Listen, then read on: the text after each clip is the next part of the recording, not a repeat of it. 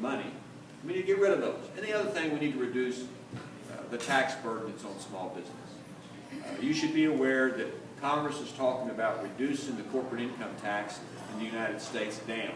It's the highest corporate income tax in the world. Since the Japanese have lowered theirs, the United States has the highest corporate income tax.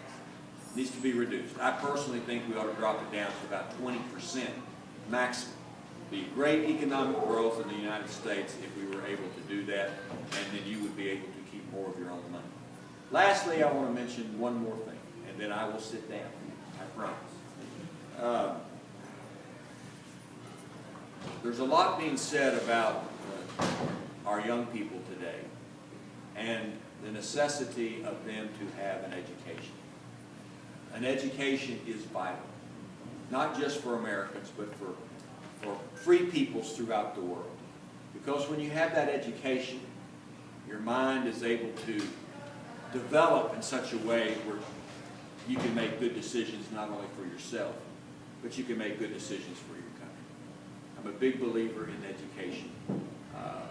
I really have no choice. My mother was an educator. My wife is a first grade school teacher, 25 years. God bless her. And 2 daughters are educators. I got one daughter that's a professor at Baylor University teaching English. I'm glad I didn't have to have her when I went to college. And if you go to Baylor, don't get her. She's hard. She's too hard. But education is very important. And we as a community must communicate to our kids the importance of getting a good education.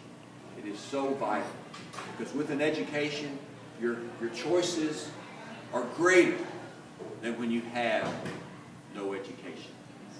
And so that is something that I hope we can work together to make sure that we have the best education system in the United States for people that are here in the United States. And the only other thing I would mention about that is we need to make sure that when people come over here to get an education, that many times we fix the immigration system so that they're able to stay in the United States and they don't go back home and compete against us. And that's what many of them do because they can't stay. So we have to fix the immigration system on visas for people who want to come to the United States, get an education, and stay here. So I will not continue to talk any longer.